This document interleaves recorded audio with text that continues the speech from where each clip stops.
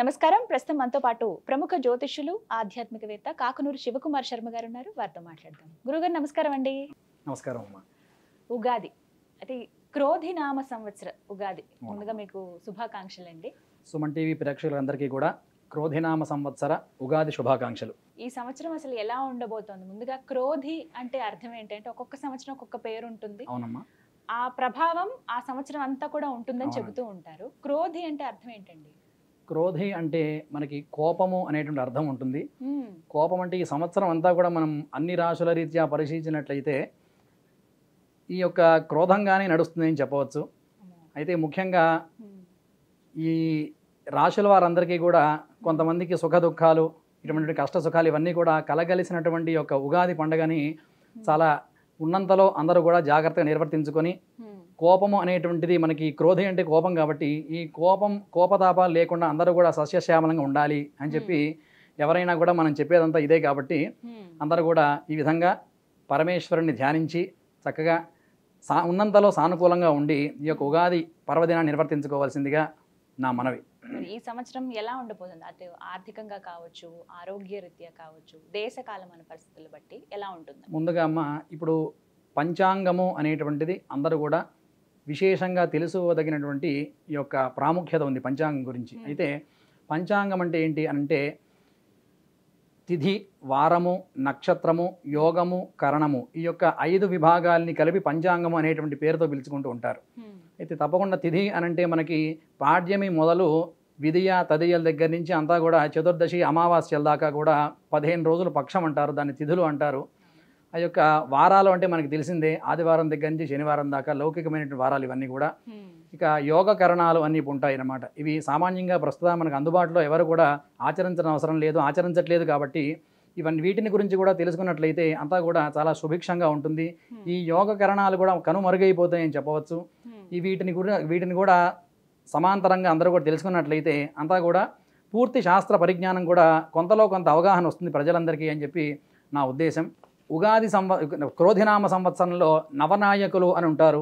వాటిని గురించి మనం ఇప్పుడు ప్రస్తావించుకున్నట్లయితే ముందుగా ఈ యొక్క క్రోధినామ సంవత్సర ఉగాదికి ఈ వారాధిపతి మంగళవారం ఉగాది పండుగ వచ్చింది కాబట్టి ఈ వారాధిపతి కుజుడు అయ్యాడు. ఏ సంవత్సరం అయితే ఉగాది పండుగ వస్తుందో, ఏ వారం అయితే వస్తుందో ఆ వారం మనకి ఏ యొక్క అధిపతి ఉంటాడు. ఇప్పుడు మంగళవారం ఇప్పుడు వచ్చింది మనకి, కుజుడు అధిపతి అయ్యాడు. మంగళవారం కుజుడు కాబట్టి ఇక బుధవారం వస్తే బుధుడు అధిపతి అవుతున్నాడు, లేదా శుక్రవారం వస్తే శుక్రుడు అధిపతి అవుతున్నాడు. ఈ విధంగా ఏ వారం యొక్క ఉగాది పండుగ వస్తుందో ఆ వారానికి సంబంధించినటువంటి దేవత అధిపతి అవుతున్నాడు ఈ యొక్క ఉగాది పండగకి. అయితే ఈ యొక్క అధిపతి కుజుడు అవుతున్నాడు కాబట్టి సంవత్సరానికి రాజు కూడా కుజుడు అవుతున్నాడు ఈ యొక్క ఉగాది పండగకి, ఈ యొక్క క్రోధినామ సంవత్సరానికి. అయితే ఇక్కడ రాజు కుజుడు అవుతున్నాడు, అపర సస్యాధిపతి కూడా కుజుడు అవుతున్నాడు. దాంతో మనకి కందులు, పెసలు ఇట్లాంటివన్నీ ఇతరత్ర యొక్క ధాన్యాలన్నీ కూడా రేటులు అధికంగా పెరుగుతాయి అని చెప్పి చెప్పవచ్చు. అయితే ఇక్కడ మనకి రసాధిపతి భూమి నుంచి ఈ యొక్క రసాలను భూమి నుంచి తొలగించి వేడి వాతావరణం, నీరు లేకుండా చేయడం, ఇటువంటి దుర్భిక్షాలన్నీ కూడా ఈ సంవత్సరం కొంతలో కొంత జరగవచ్చు అని చెప్పి క్రోధినామ సంవత్సరంలో చెప్పబడి ఉన్నది. అయితే నీరసంగా మానసికంగా నీరసంగా ఉండేటువంటి తత్వాన్ని కలిగించేవాడు కూడా ఈ యొక్క కుజుడే అవుతున్నాడు ఈ యొక్క సంవత్సరానికి. అయితే ఇక్కడ మంత్రి, సేనాధిపతి, అర్ఘాధిపతి, మేఘాధిపతి ఇవన్నీ కూడా శనైశ్చరుడు అవుతున్నాడమ్మా. తద్వారా ప్రజల మధ్యలో తగాదాలు, వాగ్వాదాలు, ఘర్షణలు ఇవన్నీ కూడా జరిగేటువంటి అవకాశం ఉంటుంది.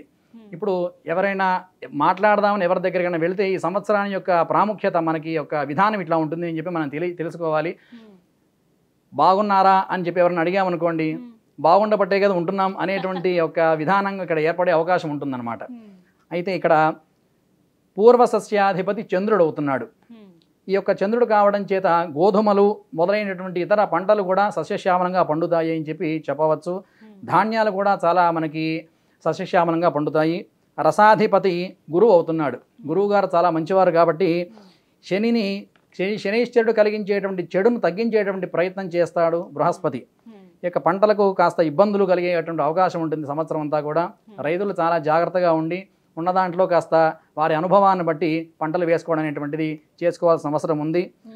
ఈ యొక్క రైతులు వ్యవసాయం చేసేటువంటి రైతులందరూ కూడా సాధ్యమైనంత వరకు కృష్ణనామాన్ని జపించి కృష్ణ మందిరానికి వెళ్ళి కృష్ణ దర్శనం చేసుకోవడం, బలరాముణ్ణి ధ్యానం చేయడం వల్ల అంతా కూడా వారికి ఉన్నటువంటి దుర్భిక్షాలన్నీ కూడా తొలగిపోయి అంతా కూడా పంటలన్నీ కూడా సస్యశ్యామలంగా ఉంటాయి అని చెప్పి ఈ విధంగా మనకి నవనాయకుల ఫలిత అనేటువంటి విధానం తెలియజేస్తూ ఉన్నది.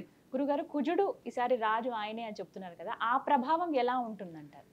కుజుడు ఈ యొక్క క్రోధినామ సంవత్సరానికి రాజు అవడం వల్ల యుద్ధాలు బాగా జరిగేటువంటి అవకాశం ఉంటుంది. యుద్ధాలు అనంటే వాగ్వాదాలు, ఈ యొక్క వాద ప్రతివాదనలు జరిగేటువంటి అవకాశం ఉంటుంది.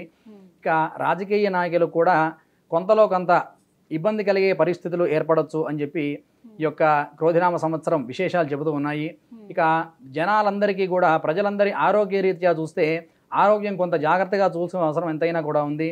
ఎందువల్ల అనంటే మనకి ఈ యొక్క శనైశ్వరుడు సేనాధిపతి, అర్ఘాధిపతి, ఈ యొక్క మేఘాధిపతి కూడా శనైశ్వరుడే అయ్యాడు కాబట్టి అశాంతి కొంత నెలకొనేటువంటి అవకాశం ఉంటుంది. కాబట్టి ప్రజలందరూ కూడా ఇరుగు పొరుగు వాళ్ళతో సందర్భంలో చాలా నిదానించి మాట్లాడాలి. వాళ్ళని కూడా కలుపుగోలుతనంగా ఉండవలసిన అవసరం ఎంతైనా కూడా ఉంది. కాబట్టి తద్వారా ఈ యొక్క క్రోధినామ సంవత్సరాన్ని సస్యశ్యామలంగా నిర్వహించుకున్నట్లయితే యథాప్రకారం అందరూ కూడా సుఖ సంతోషాలతో అష్టైశ్వర్యాలతో కూడా ఉండేటువంటి అవకాశం ఎంతైనా కూడా ఉంటుంది అని చెప్పి ఈ యొక్క సంవత్సరాంశం తెలియజేస్తూ ఉన్నది. కాబట్టి అందరూ కూడా ఉగాది అనేటువంటి నూతన తెలుగు సంవత్సరాదిని అందరూ కూడా యథాప్రకారంగా ఆరోగ్యాలతో పాశ్చాత్య అలవాట్లన్నీ కూడా దూరం చేసుకుని వైదిక సాంప్రదాయాన్ని కూడా అనుసరించి ఈ ప్రకారంగా చేసుకున్నట్లయితే అంతా కూడా శుభం చేకూరుతుంది.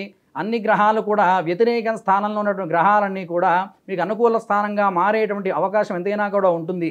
ఇప్పుడు గ్రహాలు వ్యతిరేకంగా ఎందుకు ఉంటాయి అనంటే మనలో ఉన్నటువంటి ఆ యొక్క చెడు స్వభావాలు ఏవైతే ఉన్నాయో వాటిని అనుసరించే గ్రహాలు, నవగ్రహాలు కూడా వాటికి మనకి సంబంధించినటువంటి తత్వాన్ని మనం తత్వాన్ని తెలుసుకొని తద్వారా ఈ యొక్క విధానాన్ని, సరైన విధానాన్ని అనుసరించినట్లయితే అంతా కూడా శుభం చేకూరుతుంది ఈ యొక్క క్రోధినామ సంవత్సరంలో.